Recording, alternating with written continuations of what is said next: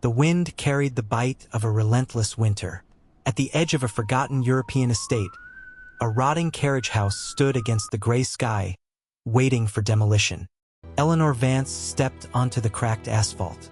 Her charcoal cashmere coat and designer heels belonged to a world of boardroom negotiations, entirely out of place in this desolation. Arthur Sterling stood waiting. His grease-stained canvas jacket held years of silent endurance, a stark contrast to the calculating gaze of the real estate executive standing before him. She viewed the structure not as history, but as a liability, a mere obstacle on a spreadsheet that needed to be cleared for her firm's upcoming residential development. Her terms were absolute and delivered with the sharp efficiency of a guillotine. The entire structure and its unseen contents would be sold as is for a singular £1,000.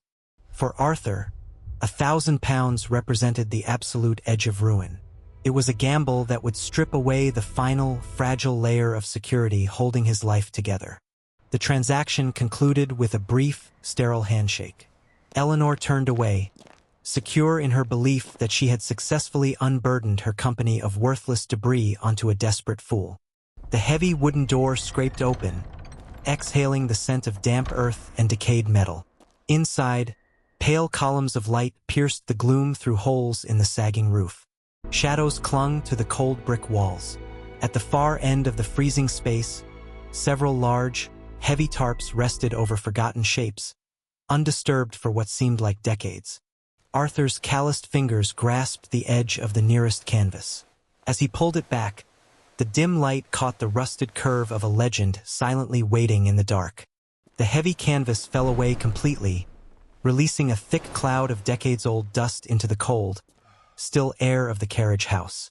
Resting beneath was a 1955 Mercedes-Benz 300 SL Gullwing, its iconic body faded and worn, yet its silhouette remained unmistakable.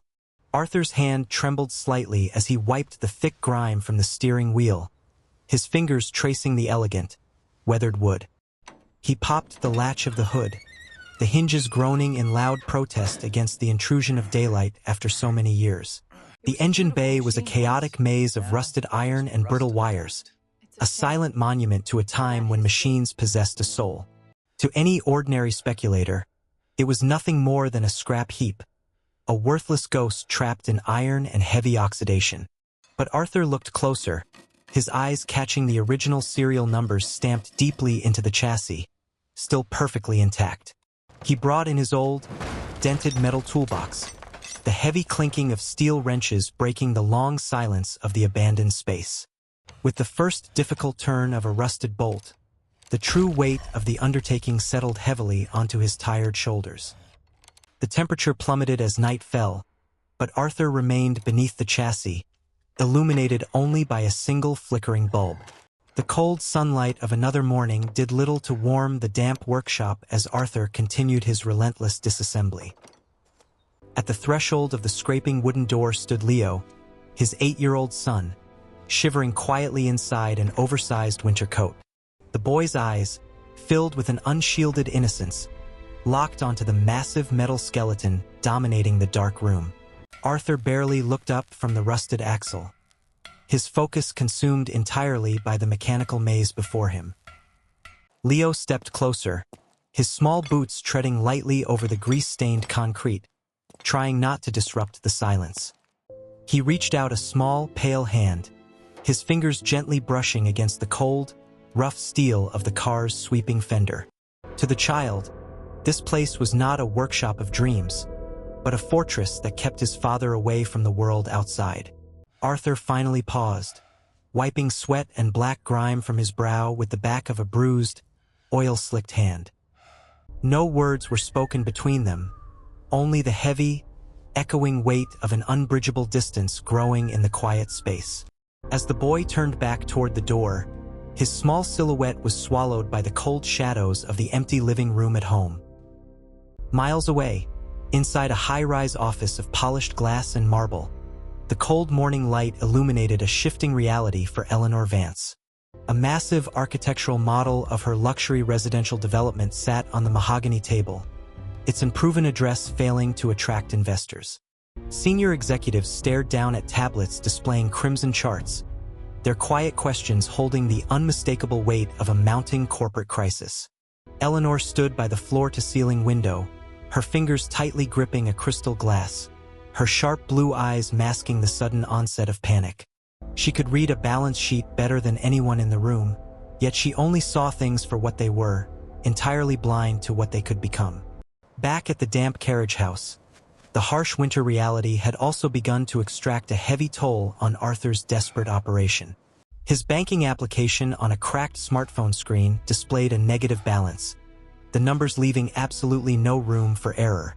To pay for the precision machine work required to bore the engine block, Arthur sat alone at a wooden workbench, staring at a family heirloom. It was his late father's vintage gold watch, the very last object of sentimental value he possessed that had not been sacrificed to the iron. His calloused thumb traced the engraved initials on the gold casing, knowing that once this boundary was crossed, there was no turning back. Leaving the quiet apartment behind, Arthur walked through the narrow, snow-dusted European alleys as the winter dusk began to settle. He entered a cramped antique shop, its walls lined with the rhythmic, relentless ticking of hundreds of old, forgotten timepieces. An elderly appraiser adjusted his spectacles, turning the vintage gold pocket watch over under a harsh desk lamp to examine its worth. A stack of faded banknotes was pushed across the worn glass counter, representing the cold, precise value of a lifetime of memories. Without a single word, Arthur swept the cash into his sun coat pocket, leaving his father's final legacy behind in a velvet display case. Hours later, a heavy delivery truck rumbled to a halt outside the carriage house, its exhaust coughing dark smoke into the freezing air. Arthur unboxed the pristine, gleaming replacement parts, brand new pistons and silver chrome components wrapped in heavy oilcloth. Standing beneath the bare, swinging bulb, his eyes held a manic, intense spark as he aligned the immaculate steel with the rusted chassis. With a sharp, definitive metallic snap, the first rebuilt mechanism locked into place on the 1955 Mercedes-Benz 300 SL Gullwing. Outside, the dense European swung swallowed the ancient brick building, sealing Arthur inside his beautiful, consuming fortress. Deep inside the midnight darkness of the carriage house, violent blue welding sparks erupted dawn dap, cutting Chio through the shadows. The intense, flickering light illuminated Arthur's heavy protective mask, reflecting a cold, mechanical dedication to the frame. Miles away, inside the freezing, silent apartment, a cheap electric radiator sat dead and unlit against a damp, lone, low wall. Leo sat curled up on the solitary folding beach chair, wrapped tightly in thin blankets, his quiet breath condensing in the dark room. Back in the damp workshop, Arthur lifted his mask, his pale face displaying deep exhaustion and eyes heavily bloodshot from lack of sleep. He attempted to tighten a critical suspension bolt on the Mercedes chassis, but his trembling, overworked fingers lost their strength. The heavy iron wrench slipped from his grasp, clattering loudly against the frozen concrete floor and breaking the silence. Instead of picking it up, Arthur rested his forehead against the cold steel of the car, completely spent by his own obsession. In the empty living room, Leo stared at the dark window where freezing midnight rain began to slide down the glass like tears. The child quietly traced the silhouette of a car into the fogged glass, knowing the Komai had taken his father away completely. In the sterile heights of the corporate tower, the atmosphere inside the boardroom had frozen into a silent execution. An older director slid a single, crisp document across the mahogany table, officially marking the end of Eleanor's unchecked authority. Her perfectly manicured hands trembled slightly as she read the board's decision, her empire crumbling under the weight of unyielding numbers. One by one, the men in tailored suits exited the glass room, leaving her isolated within the hollow shell of her failing firm. The realization set in. Her inability to see potential in broken things had ultimately fractured her own carefully constructed reality. On the other side of the city, the relentless pursuit of perfection was driving Arthur toward a much more dangerous precipice. Behind the wheel of his heavy tow rig at 2 in the morning, The crushing weight of endless labor finally overcame his endurance. The wet European highway blurred into a continuous gray ribbon as his heavy eyelids fell, pulling him into a terrifying, involuntary void. A violent lurch of the tires hitting the gravel shoulder jolted him awake, his heavy boots slamming the brake pedal in a surge of pure adrenaline. Stepping out into the freezing rain, his knees buckled against the massive tire, realizing he had nearly recreated the exact tragedy that had shattered his family. The freezing rain washed away the adrenaline, leaving only the chilling weight of a catastrophic near-miss on the muddy highway. Arthur returned to the damp carriage house at dawn, his soaked canvas jacket dripping quietly onto the cold concrete floor. He stood before the half-assembled Mercedes-Benz, the thought of abandoning the metal completely crossing his mind for the very first time. The image of his son's lonely silhouette in the empty apartment haunted the dark corners of the workshop. Yet, walking away meant accepting that ruined things could never be salvaged, a conclusion he refused to pass down to Leo. The grueling process of bodywork began, demanding absolute precision as rough sandpaper leveled the imperfect steel surface. Heavy plastic sheets were draped across the brick walls, transforming a corner of the freezing space into a makeshift paint booth. A respirator concealed his face as the spray gun hissed, coating the vintage curves in a flawless layer of classic silver. Under the sharp glare of the work lamps, the 1955 Gullwing finally reclaimed its original, breathtaking exterior glory. But beneath the gleaming metallic skin, the cabin remained an empty, rusted shell, requiring funds that no longer existed.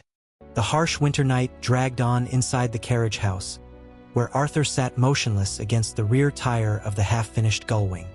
His bank accounts were empty, his credit lines exhausted.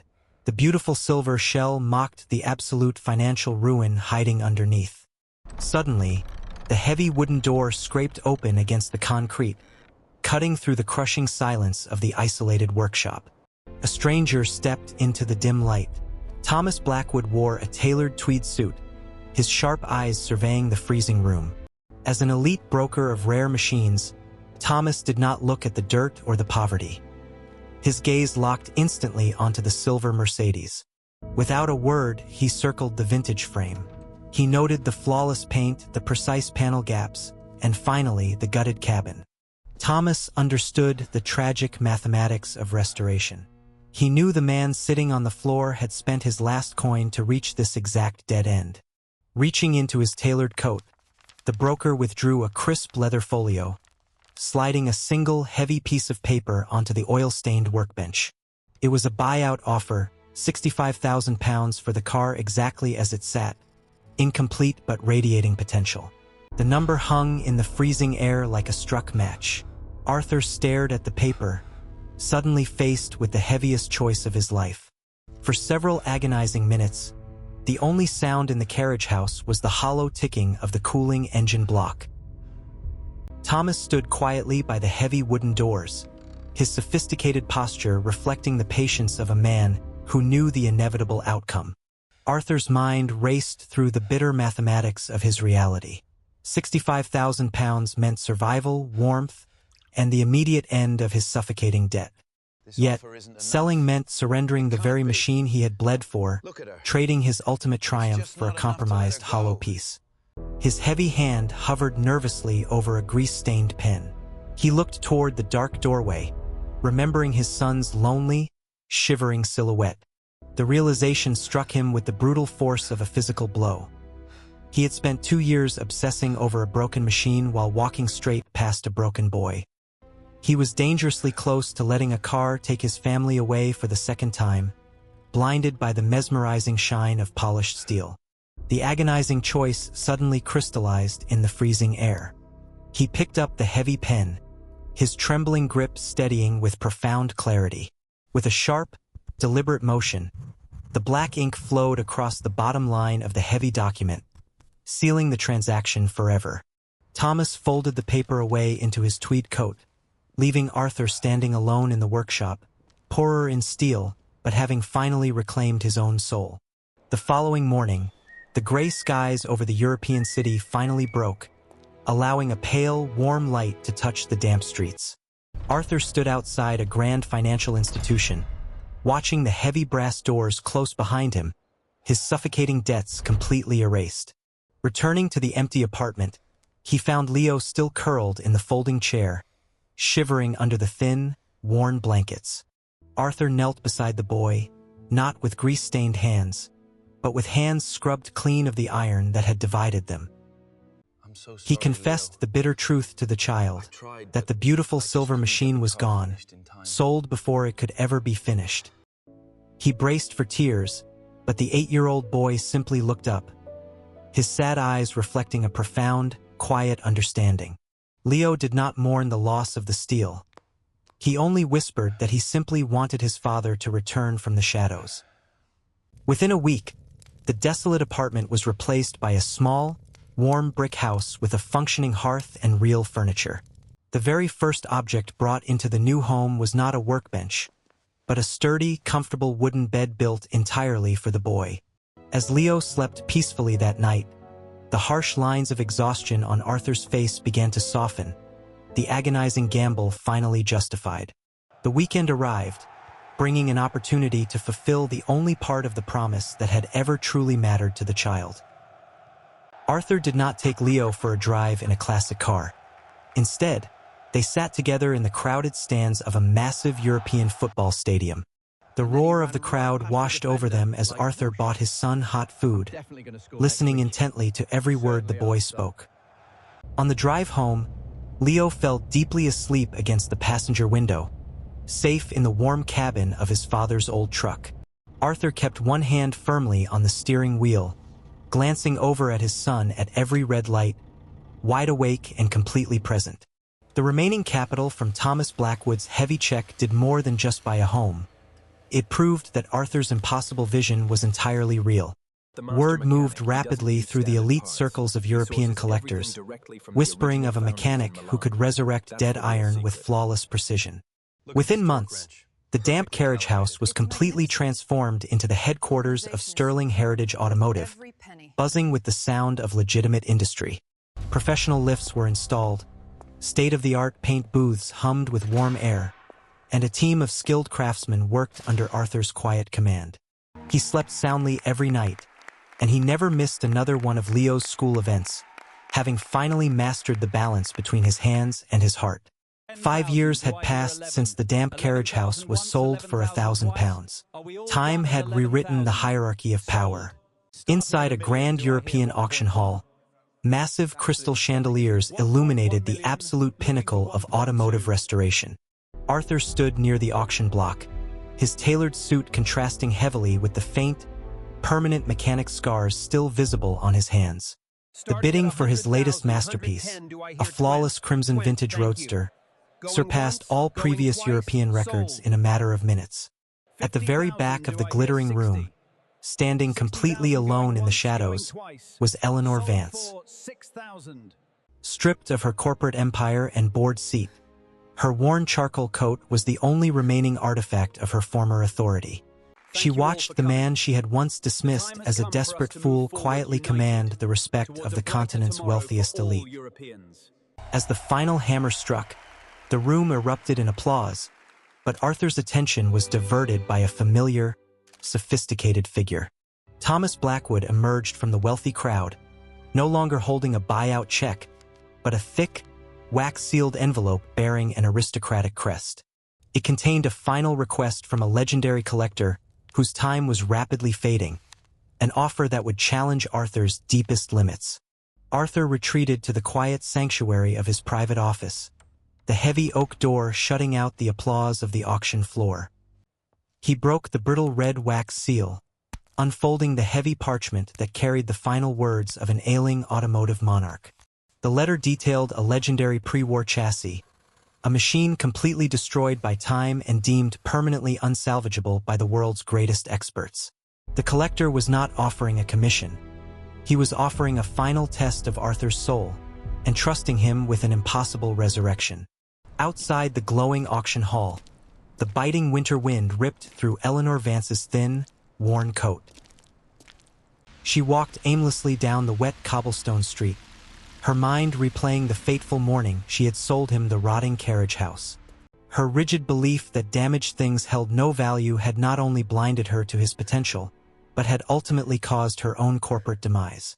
Through the frosted glass of a nearby cafe window, she caught her own reflection, a broken asset desperately in need of restoration. Swallowing the last bitter remnants of her aristocratic pride, she turned her steps toward the towering gates of Sterling Heritage Automotive. She knew she had nothing left to offer, but the desperate need to understand his impossible vision drove her forward into the cold night. The towering iron gates of Sterling Heritage Automotive stood open, revealing a brilliantly lit facility that hummed with quiet, precise industry. Eleanor stepped onto the immaculate epoxy floor, her worn boots leaving faint, damp marks in a domain she had inadvertently created. She found Arthur at the far end of the facility, standing in quiet contemplation before the rusted, skeletal remains of the legendary chassis. He did not look like a man who had one. He looked like a man who had simply found his proper place in the world. Sensing her presence, he turned. There was no arrogance in his eyes, no triumphant smirk to punish the woman who had once mocked him. Eleanor stood before him, the stark reality of their reversed fortunes hanging heavily in the silent space between them.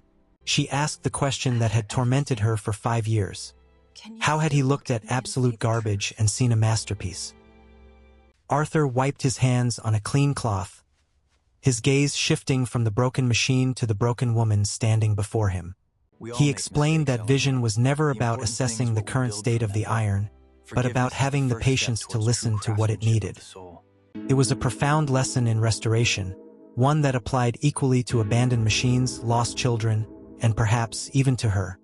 With the ghosts of the past finally put to rest, Arthur turned his complete devotion to the impossible pre-war chassis. It was a skeletal ghost of a machine, so heavily decayed that no blueprints or replacement parts existed anywhere in the world. Every single missing component had to be painstakingly imagined and forged from raw, heavy steel entirely by hand. But this time, Arthur was not fighting the cold and the dark alone in a damp, isolated carriage house. Standing beside him at the heavy anvil was Leo, now 13 years old and eager to learn the language of the iron. Arthur guided his son's hands, teaching him how to strike the glowing metal with the exact rhythm required to bend it without breaking. He passed down the quiet philosophy his own father had taught him, that dead machines were only waiting for someone patient enough to listen. The boy absorbed every word, his eyes reflecting the bright, mesmerizing orange glow of the roaring forge. Over the next several months, the pile of rusted debris slowly began to take the majestic shape of a forgotten titan. The agonizing, solitary obsession that had nearly destroyed their family was now the very fire forging them together. The exterior of the legendary Titan was finally complete, its sweeping steel curves coated in a breathtaking, abyssal black paint. However, the interior remained an absolute mystery. Without the exact original specifications, the restoration would be deemed a historical failure.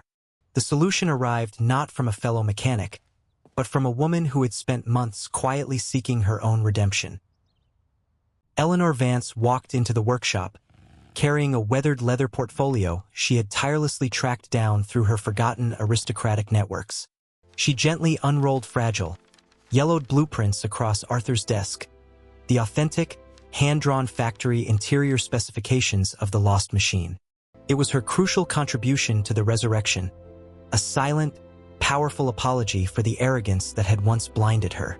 Armed with the truth, the entire workshop entered its final, exhaustive phase of meticulous, historical craftsmanship. Arthur and his team hand-stitched rich, crimson leather upholstery, perfectly matching the impossibly rare materials detailed in Eleanor's blueprints. Leo carefully polished the intricate silver dashboard gauges, securing the final mechanical detail into the dark, luxurious cabin. As the massive shop lights reflected off the flawless hood, the impossible ghost of the automotive world was officially reborn. The Black Titan was transported under the cover of night to a sprawling private estate nestled deep in the European countryside. Thomas Blackwood stood beside the grieving heir of the legendary collector, awaiting the delivery of a machine they believed could never be saved. As the heavy transport doors opened, the abyssal black paint of the resurrected ghost gleamed fiercely under the courtyard lamps. The young heir fell entirely silent, stepping forward to trace the flawless crimson leather that Eleanor had helped resurrect. Thomas turned to Arthur, extending his hand not as a wealthy broker to a desperate mechanic, but as an equal to a master. The payment transferred that night was astronomical, cementing Sterling Heritage Automotive as the undisputed leader of the continent. Yet, as Arthur watched the majestic vehicle being driven slowly into the private vault, he felt no sorrow over parting with it. The true masterpiece was not the iron he had shaped, but the unyielding patience and philosophy he had forged within his son. Returning to the workshop, the massive space felt different, not empty, but vibrating with the quiet promise of future legacies. The agonizing chapter of desperate survival was permanently closed, paving the way for an era defined entirely by choice and mastery. 5 more years brought silver to Arthur's hair, but it also brought a profound, unshakable stability to the Sterling Empire. Eleanor had seamlessly integrated into the firm, utilizing her ruthless business acumen to manage their elite global clientele. But the true transformation was found in Leo, who now stood at 18 years old, fully immersed in his father's world. On a crisp autumn morning, a flatbed truck arrived carrying a mass of rusted metal dragged from a forgotten European barn. It was a scene perfectly identical to the freezing dawn years ago, a circle of history preparing to close itself. Arthur stood back, leaning silently against a massive tool cabinet, choosing to let the younger man take the lead. Leo approached the heavy, dust-covered canvas tarp, his hands calloused from years of striking the anvil. With a swift, confident motion, he pulled the heavy fabric back, revealing the completely devastated shell of a forgotten classic. Where others would see only an irreparable liability, Leo's eyes traced the beautiful, hidden geometry of the ruined chassis. Arthur watched his son press a hand against the cold metal, knowing instantly that the philosophy of restoration was permanently secured. Without needing a single instruction, Leo retrieved a dented red metal toolbox, its rusted corners carrying the heavy weight of his father's early struggles. He knelt beside the ruined chassis, his skilled hands navigating the brittle, decayed engine bay with an instinctive, almost surgical precision. From the glass-walled office above, Eleanor watched the young man work, captivated by the raw, undeniable talent he possessed. She descended the steel staircase and walked across the shop floor, standing quietly beside Arthur near the tool cabinet. Looking at the rusted barn find, she finally voiced the thought that had lingered in her mind for half a decade. She admitted that she still couldn't see the masterpiece hiding within the rust, but she no longer doubted that it was there. Arthur smiled softly, acknowledging that the ability to see potential was not a gift of sight, but a deliberate act of faith. It was a faith that Eleanor herself had eventually learned, allowing her to rebuild her own shattered life within these very walls. The harsh, unyielding corporate executive she used to be was entirely gone, replaced by a woman anchored by genuine humility.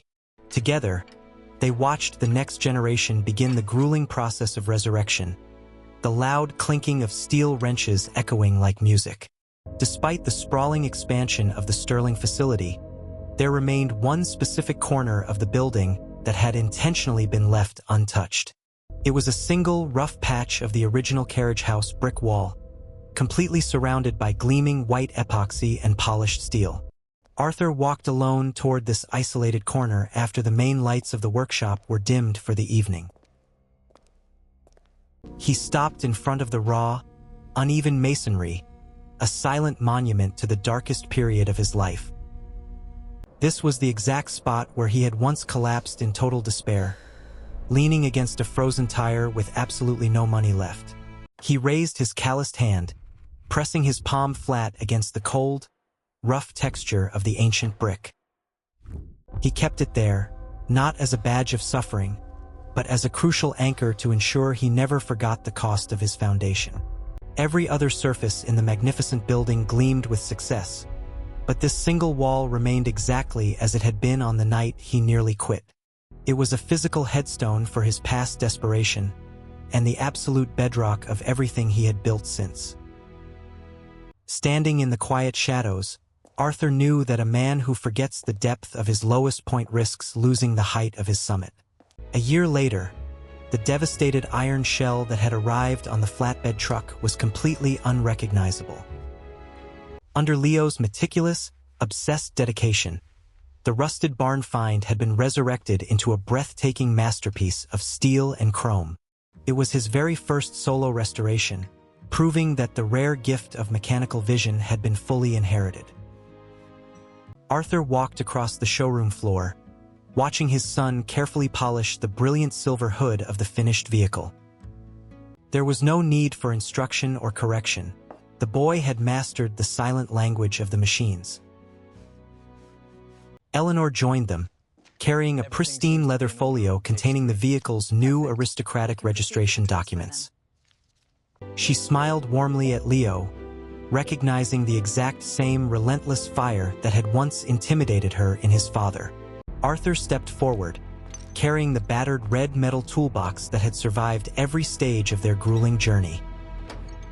With a quiet, profound nod of respect, he placed the heavy box onto the workbench in front of his son. It was not just a transfer of tools. It was the official, unspoken handover of the Sterling Heritage Empire. As the evening drew to a close, the massive hydraulic lifts of Sterling Heritage Automotive were quietly lowered for the night. Arthur, Eleanor, and Leo walked together toward the main exit, leaving behind a floor filled with resurrected masterpieces. They had built an empire not by chasing what was already perfect, but by finding the courage to embrace what was broken. The world is full of discarded iron, shattered lives, and people deemed too ruined to ever be salvaged. But as the battered red toolbox sitting on the workbench silently proved, value is never determined by the present condition. True value is unlocked only by the rare, unyielding patience required to strip away the rust and listen to the soul beneath. Arthur paused at the heavy iron gates, looking back at the gleaming silver titan his son had just brought back to life. He turned off the final set of workshop lights, plunging the pristine facility into a peaceful, well-earned darkness. The three of them walked out into the crisp European night, their silhouettes fading into the glowing street lamps. In the end, they didn't just learn how to restore dead machines. They had learned exactly how to save each other.